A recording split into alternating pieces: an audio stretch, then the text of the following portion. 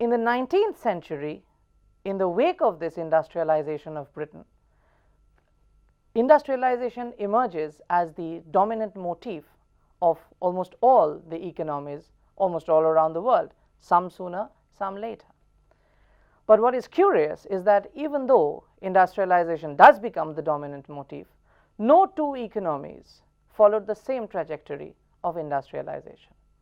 To start with, we look at the country that could have industrialized in the manner in which Britain did as early as the later half of the 18th century, but somehow it failed.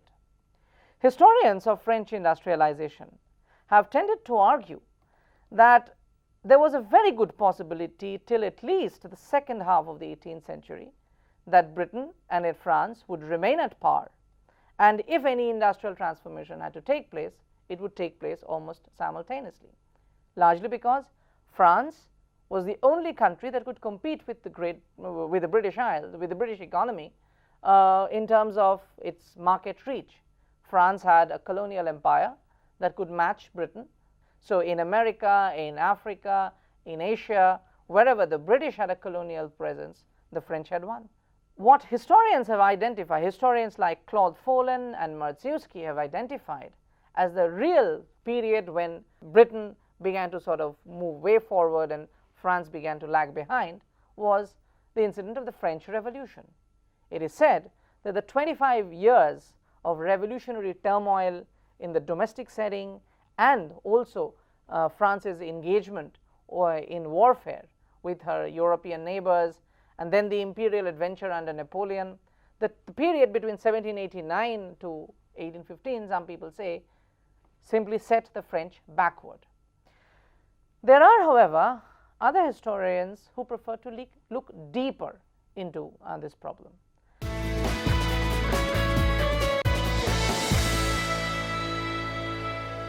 At the time of the revolution in 1789, France was divided in 36 generalités, which are basically provinces.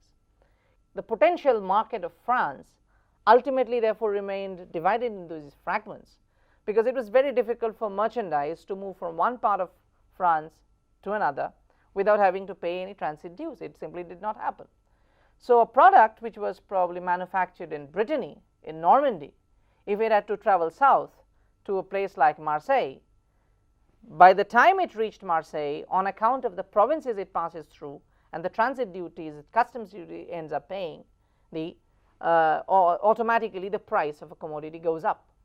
So for a product manufactured in Normandy or Brittany, there was very little market in Marseille, because Marseille would also be producing the same product at a much cheaper price without having to pay all the transit dues in between. So all the markets remained localized. What made industrialization difficult in this particular context, if you would compare it with the British case, was that because the size of the market was so constricted, the colonial market being uncertain because it's overseas, anything could go wrong, all these made entrepreneurs fairly unwilling to invest in technological innovations. It was in fact one of the first issues that was addressed by the revolutionary regime. When the revolution did take place in 1789, one of the first things that happened, that all the inland tariff barriers were removed.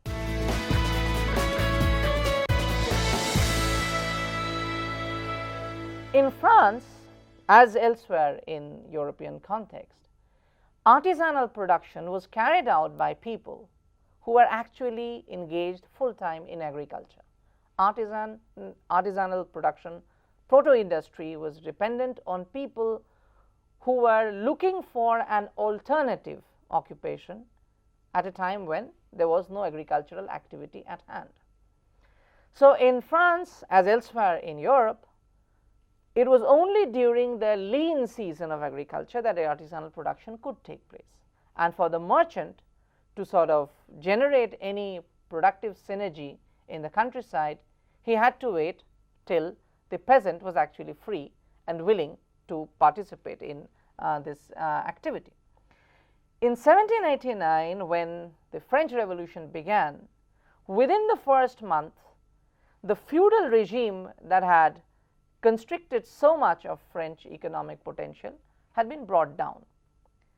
The downside, however, which was definitely not a downside for the French peasantry, was that when the seigneurial regime broke down, some of the land was redistributed among French peasantry, and except for very small, except for a section of French peasantry, a large number of French peasantry actually got a share of the redistributed land. The land that was taken away from the nobles was then sold essentially as national property, or bien national. And a large section of the French peasantry, generally wealthy or middling farmers, not the marginal farmers, were able to buy land. So by the 1790s, French peasantry actually ended becoming more conservative. The French Revolution, in fact, slowed the transition from proto-industry to industrialization, because the cheap labor factor, which worked in the British case so eminently, was not simply available in case of the French.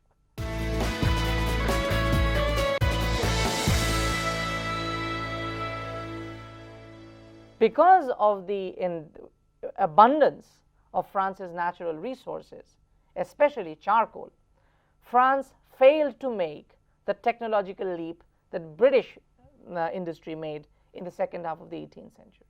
In Britain, as we have already discussed, the gradual diminution of charcoal reserves prompted the shift towards coal. In the French case, because of a larger area being under forest cover, the charcoal reserves seemed relatively abundant. Coal, by comparison, was much more expensive. As a consequence, at a time when the British were moving from charcoal to coal by 1770s, in France, charcoal was by far more cheap than coal ever was to be.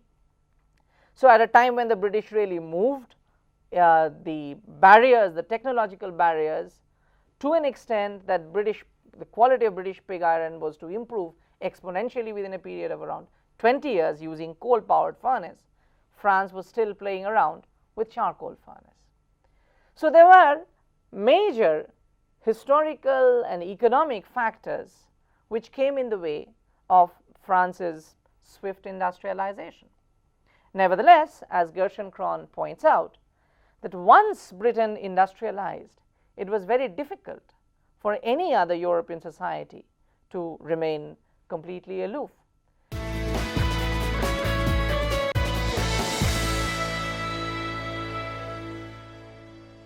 In 1815, after Napoleon died, once again France was faced with this very tough choice: how exactly to handle the British competition. And at that stage, two alternatives began to emerge. One was that France could industrialize, could mechanize its industrial production in the same way that the British had done. But this was not possible because, first, cheap labor was not available. Second, because capital was not forthcoming, because merchants were not willing to invest in a situation where they could not control the production process, because labor was continuing to be within the traditional artisanal mode of production. And of course, finally, because the entire organization remaining within the proto-industrial system, such a shift, a technological shift in the direction of in the direction taken by the British economy could not happen. So France was left with a second option, and this was to target a small niche market within the industry, within the textile sector, and somehow survive. This the French did. So first they began to produce for a very small market, for the social elite, which were primarily luxury items. So they would even buy British piece cloth, piece goods, and then they would finish the thing. They would give it some unique designs, they would give it some embroidery, which would sort of push the price up.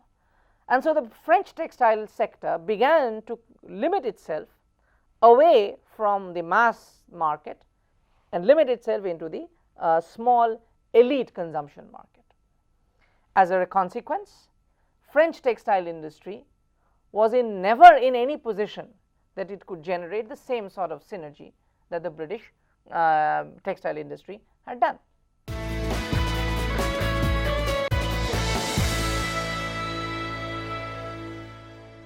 In the 1830s, the potential of railway development as a mode of transportation began to appeal to the French monarchy.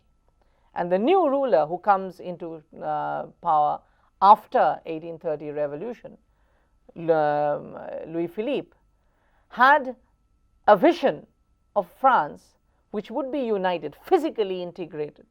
With all the internal barriers removed, France still remained to be physically integrated because there was not an efficient transport system. Louis Philippe's vision was to develop exactly this using the railways. It was not simply an altruistic motive that drove Louis Philippe in this direction, because his principal consideration was being able to move his troops around effectively so that power and authority could be exercised effectively. But while this thrust emerged for railway development, heavy industry in France began to pick up. A gentle beginning, therefore, of French industrialization we can see in the 1830s. So iron and steel and other metal industries, and most importantly coal, proved decisive in transforming France into an industrial economy, because it was in heavy industry that for the first time you have industrial organization, factory-based production, shifting the locale of production from the artisan's cottage into a workshop with a heavy endowment of industrial machinery. French heavy industry completely transformed its organization in order to survive against British competition, and began to embrace all the technological innovations that were being made in Britain. So what the French did was basically, whenever an innovation would take place, they would procure it from the British. They would get a British technician, they would get British machinery, and they would then start developing their own industry around it. During 1840 and 70, for instance, the rate of production of iron in France grew by an average rate of 3 to 6% per year. Steel production grew by a margin of around 10% and other metals by 20%. In 1868, two large factories of France alone produced around 40% of the total iron production in the country. The use of modern technology in heavy industry generated a phenomenal demand also in the sector of coal. This in turn prompted introduction of modern technology in metallurgy, and particularly in the mining of coal. In 1789, for instance, France had a demand to meet of coal to the tune of 450,000 tons, of which 230,000 tons, just over 50% of France needed, was produced domestically. By 1830, meaning in a matter of 50 years, the demand for coal increased from 4,500 tons, less than 500,000 tons, to 2.5 million tons, of which 1.5 million used to be raised from the French mines. In 1850, the demand was still higher at 7.2 million tons, of which 4.4 million tons came from French mines. But perhaps the most dramatic surge in production takes place in course of the decade of the 50s. Of the 14 million tons of coal France consumed in 1860, 8.3 million tons were produced in France, meaning the production was doubled in the course of 10 years.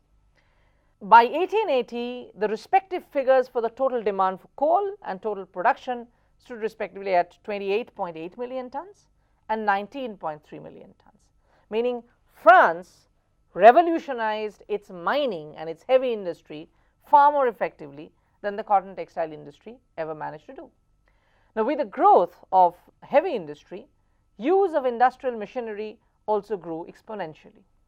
While in 1830, the French economy saw the use of only 625 machines using around 10,000 horsepower, by 1850, 4,114 machines were running with a horsepower capacity of 50,000. By 1862, 17,000 machines with a total capacity of 205,000 horsepower were in operation. By 1875, the figures were up to 32,000 machines with a capacity of 400,000 tons of horsepower. In the course of this transformation, as I have said, it was the railways that played a pivotal role. Now, how pivotal was this? During 1835-44, 34 million francs were invested for railway development, to the extent that in 1845, 903 trains served to integrate the French nation physically. 903 trains were running by 1845. By 1852, the total number of trains plying across France rose up to 4,000. During 1845-54, investment rose up to 175 million francs, and during 85-64, it rose up to further 487 million francs. Despite all such developments, however, modern industrial system did not really transform the overall character of French economy and society. While heavy industry mechanized, most other industrial sectors of France continued to be organized under the traditional mold. One of the principal factors behind this is supposed to be the instinctive suspicion that the ruling Bourbon dynasty had against any big enterprise. All big industrial ventures had to be licensed before it started operation, and this license would be forthcoming only if the government or the dynasty, the reigning dynasty, approved of the entrepreneur. If the ruler did not like your face, you are out. During 1815-42, for instance, only 342 industrial ventures were given state license.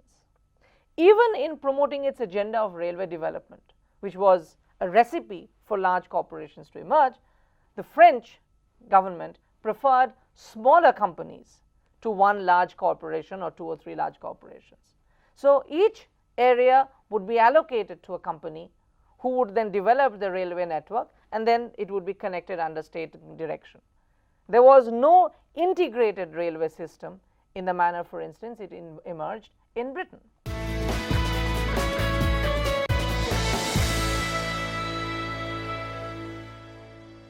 Conservatism of the French monarchy was also responsible for the other real problem in the direction of industrialization. This was dearth of capital. For any mobilization of capital to take place for the purpose of industry, therefore, individual capital could not be relied on very heavily the way it was done in Britain. The alternative was for the state to promote in the capitalization or mobilization of capital. From the 1830s, Louis Philippe in some ways tried to move in this direction. However, any private venture of any significance would tend to be shot down. The best example in this case is the attempt by a banker called Laffitte, who wanted to mobilize a bank or mobilize resources in the form of a bank or financial institution, which would then lend the money for industrial development. Laffitte was denied the license to go ahead with this project of an industrial development bank, simply because he was not among the most trustworthy of entrepreneurs in France. Lafayette, nevertheless, and there was a second reason, of course, that the government believed that if Laffitte succeeded, then the official bank, the Bank of France, the central bank of France, would simply lose its significance. Laffitte, however, was not to be sort of cowed down by this refusal. He went on to organize the first commandite bank called Caisse Générale du Commerce et Industrie. In course of the financial meltdown of 1848, it was believed that the extent of involvement that Laffitte had made it a great risk for the bank to remain out in the open. So the state simply absorbed it and merged it with the Bank of France, which basically meant that the state now acquired control over all those investments that Lafayette had made. The real surge in France's bid to industrialize actually came towards the close of the 1840s. Many historians believe that one of the principal reasons why this was so was the agricultural meltdown that characterized the European economy around this time. There were repeated agrarian crises in 1829, 31, 37, 1846 and even 1847. In fact, it was this series of agrarian crises that led to the revolution of 1848 out of the social discontent that was generated out of this agrarian crisis. Now, as consecutive harvest failure or economic disaster created something like an economic depression, many small and marginal farmers in the French countryside found that agriculture could not sustain their families anymore. So there was a large outward migration from the French villages for the first time. And by 1848, you see a veritable flood taking place as these people come into the cities, their civic amenities begin to break down, and the uprising of 1848 follows, in fact, partly because of the dislocation caused by the agrarian crisis and the surge of urban population around this time looking for alternative livelihood. What mattered in this particular case is not the revolutionary setting, but the fact that for the first time since 1770 and British industrialization began, France actually had a supply of cheap labor in its urban locations, which could be used for purpose of providing cheap labor to industry. The most decisive factor, however, for propelling this move towards industrialization, generating the synergies that allowed the French industry to absorb the French, the migratory population into the industrial labor force, happened to be the positive disposition for the first time taken by the French state under Napoleon III. The Napoleonic regime set up three major financial institutions that took care of it. The earliest of the lot is the organization called Crédit Foncier, which was set up with state patronage. This banking institution was a centralized body which lent up to 10 million francs against land and property mortgages towards basically developing social overhead capital. So bridges, roads, ports, all railways, road transport, all of these things were invested in by the state because, being expensive ventures, it was unlikely to draw private capital. Crédit Foncier made sure that roads were improved upon, railways were better invested in, ports were developed, so the transport infrastructure, the communication infrastructure was being improved upon beyond all measures with money from Crédit Foncier. Similarly, organizations like Crédit Agricole or Comptoir d'Agriculture ultimately ended up investing heavily in mechanization of French agricultural production. So French industry and agriculture for the first time had some substantial amount of capital being made available to it beyond the resources of the immediate producers, and this had beneficial effects as well. But the real breakthrough comes with the institution of the organization called Crédit Mobilier, which was the first example of joint stock banking in European history. This kind of institution, which was pioneered by the family of Pereires with government patronage, transformed the scenario completely, because Pereires, who were a banking family, had a major commercial rival, a banking rival, the family of the Rothschilds. Now, the same Rothschild family in the second half of the 19th century began to lead some of the finest joint stock banking institutions because of the competition posed by the Crédit Mobilier and the rival Pereires family.